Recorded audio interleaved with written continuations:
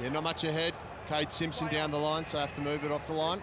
Pops it to the middle. Langdon flies. Had a big afternoon at the office last week. Fife has another chance here. Collects it this time. Ballantyne, who was better last week as well.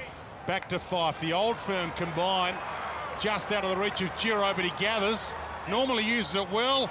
Lace out with a ribbon on it to Mundy. Best he could do was dab kick one forward and led into that space, forced him to kick to him. Yeah, especially when Giro's only playing game 3, so he wouldn't know all that much about him. That's not bad off the boot.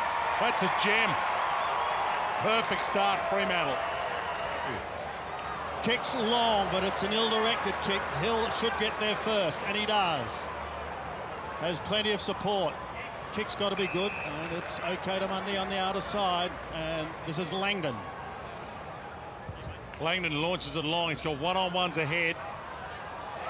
Cox, Brayshaw, Mundy. Sandlin's playing out of full forward at the moment. Blakely gave it back to Cox. Pops into the pocket, and Tucker found some space. He plays on, and bananas it through. Gee, their confidence is riding sky high right now, coming off last week's win, Fremantle. Really good attempted spoil. That was on Kirsten. They go inside 50 once again. This is a dangerous time for Carlton. Mundy in towards full forward, and there he is. Apnes gives it away, and the goal is kicked by Banfield. Back to Langdon. Heads toward Apnes. Got one hand on it. Here's a big paw too. He pulled it down nicely. Blakely. Fife took on Cruiser. Got his hands free. Back to Blakely again from Brayshaw. Well, he hit Mundy lace out, but he dropped it. Back to Brayshaw to mop up their mess. Giro again. Blakely again. Apnes again. It's as if there's 25 of them out there. Nyhouse bangs it towards Cox. Still a spillage ball. Neal around the body. Can you believe it? Keno again, a high ball in towards the half-forward line, just getting in front and standing his ground. An excellent mark taken by Kirsten. Yeah, it was just really well read, protected the drop zone as a forward would normally. Casbolt was looking for the body, he was just able to slip in behind him. Fife initiated this thrust towards Mundy. He needs a kind bounce, he gets a kind bounce. Persistence by Thomas, not before Mundy gets a kick down towards the forward line. Apnes is there, the big man. Oh, he's going to give another one away to Cox. Boy, what a start by Fremantle, and Carlton are in deep early trouble. Giro is in the thick of things once again, as you mentioned, the young brigade to the fore, and so too the old boys. Sandlins gives it to Matera. Matera tries to straighten up. It's a difficult one to mark.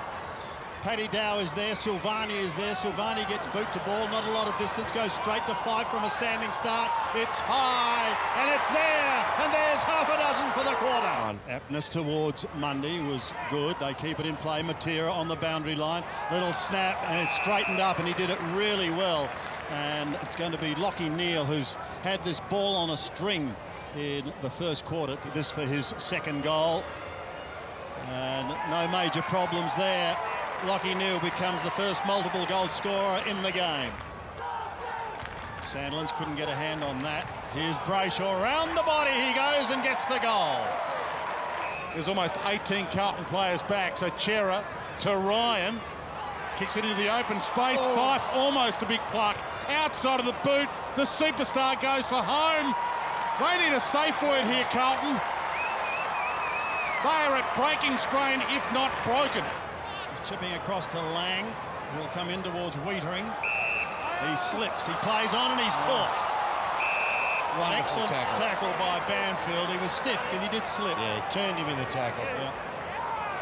So danger times once again, because all alone down in the forward line is Tommy Sheridan, and he has taken the mark 30 metres out on a 45-degree angle. He's looking for his first today, and Fremantle's 10th. The drop punt is on its way. Looks pretty darn good. It's got it. And there is number 10 to the Dockers. Carlton still looking for their first. That's super. Cripps goes short. Lucky, go with him. Ballantyne now in his 163rd game. Neal, Matera, Banfield, and Can't say enough about the young players of Fremantle coming through, and it's opened up once again. Here's Fife. Oh, just pop it over the top. He will. A kind bounce required. Around he goes, and the pest is back in town. Shelling P. Play on. Yours? Chips it wide. Graham did pretty well in the end. Got rid of Wilson, but he gave it to Cripps. Cripps handballs into traffic. Fife again. Dances clear. Pokes it back to that pocket, and Neil, this is kickable for him for a 12-goal-0 start. It's going to go. Oh, mercy. Mercy. Can you believe it? It's a good point you make, Dan, because you do want to get these young guys some real good time in the forward line when the ball is coming in nicely in the way it is or the way it has been. But you also want to see if Nat Fife can kick goals while the midfield does their turn without him. So it's a little bit of both at the moment. There you go. There's one of them, Moons. That's a magnificent mark by Aptness. He's kicked one. That was in the first quarter from 48 metres. The drop punt is good. He's kicked two. And finally they've got one on the board in this third quarter. In game 150. Short little pitching wedge over the top to Neil, who's now up to 28, 29. Giro. Oh, nice kick. Yeah, He's got a beautiful action, hasn't he? He's an exciting young player. They've got a few of those. He wants a ball. Matera, he does. He wanted to go around him. And away goes Matera. Set sail for home. And he gets the goal. Biggest rivals the game has ever known. But it changes a bit, doesn't it, when you have a performance like this the week prior. Looking to become the 11th goal scorer for the day for the Dockers. 35 out. The drop punt's on its way, and it's good.